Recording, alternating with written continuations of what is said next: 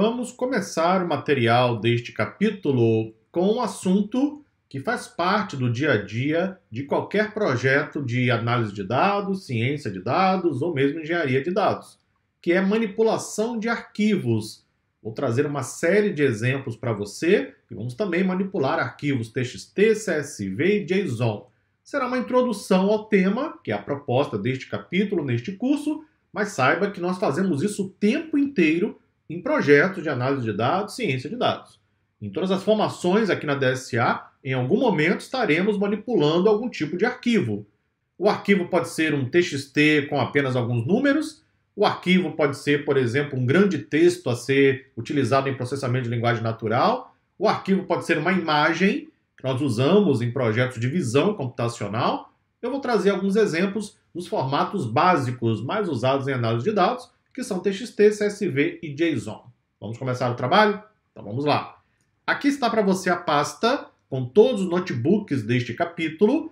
Esse arquivo que aparece aqui em cima, isso aqui é um arquivo oculto, de fato é uma pasta oculta, ok? Isso aqui é criado pelo próprio Jupyter Notebook, não serve para nada, pode mover para a lixeira, mas sempre que você abrir o Jupyter, ele vai gerar de novo. Alguns alunos perguntaram, estou aproveitando e respondendo também. Aqui estão todos os Jupyters que nós vamos trabalhar. Aqui eu tenho a imagem do Lab 3 e também uma mensagem de erro, que eu vou apresentar durante alguns Jupyters. E aqui eu tenho vários arquivos. Arquivo TXT, CSV, vou gerar ainda arquivo JSON também durante as aulas. Tudo isso eu vou entregar para você vai encontrar ao final do capítulo. Já inicializei meu Jupyter Notebook, já vou direto para o primeiro Jupyter. Cadê ele? Aqui está. CAP0601 Arquivos. Começamos já com a versão Python usada neste trabalho. Você já sabe, mas é sempre bom relembrar, não é? Todo o material do curso foi testado com esta versão. Não testamos com outras versões Python. Se eu testar com todas as versões Python, este curso vai durar uns 90 anos. Não é essa a proposta, certo? Pois bem, então use a mesma versão que eu. Depois, se você quiser, fique à vontade para usar outra versão e fazer qualquer modificação no código que for necessária. Mas para reproduzir as aulas, use a mesma versão que eu, lembrando que eu expliquei passo a passo como instalar lá no capítulo 2. Pois bem, vamos começar abrindo um arquivo para leitura. Veja que eu já tenho o arquivo 1.txt. Cadê ele? Está aqui, ó.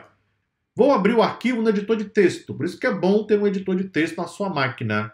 Ele pode ser útil em várias situações, não é? Este é o meu arquivo TXT. Então veja que ele tem uma frase e eu vou abrir esse arquivo para leitura lá com a linguagem Python. Você pode usar qualquer tipo de arquivo que você quiser. Vou fornecer esse aqui como exemplo para você. Então como eu faço? Vou chamar a função open.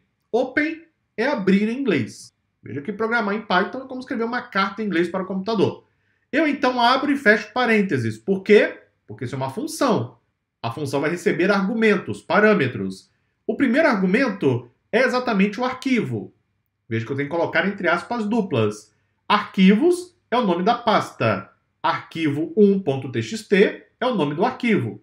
Vírgula e eu coloco a letra R. Por que a letra R? R igual a read.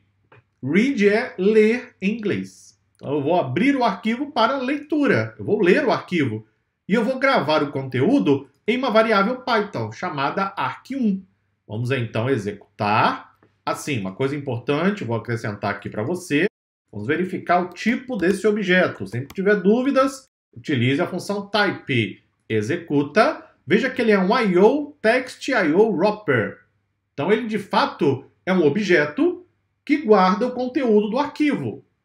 Para manipular esse objeto, eu posso agora usar os métodos. Também já expliquei no capítulo anterior. Então veja que eu vou usar arq1 e vou chamar o método read. Por gentileza, faça a leitura.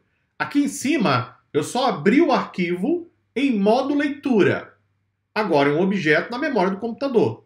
Eu então vou pegar esse objeto e vou chamar o método de leitura. Para quê? Para isso aqui, ó, para imprimir o conteúdo do arquivo. E assim, você consegue carregar o arquivo na sua seção e depois manipulá-lo, por exemplo, para poder imprimir o conteúdo. Também posso chamar o método tell. Tell seria como contar, não é? Dizer. Nesse caso, eu quero contar o número de caracteres. Executa e lá está. Simples, não? Rapidamente, conseguimos saber quantos caracteres nós temos em nosso conjunto de dados, nesse caso no arquivo.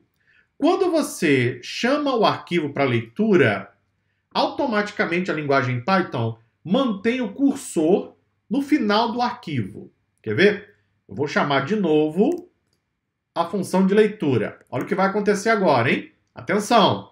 Executa, opa, vazio.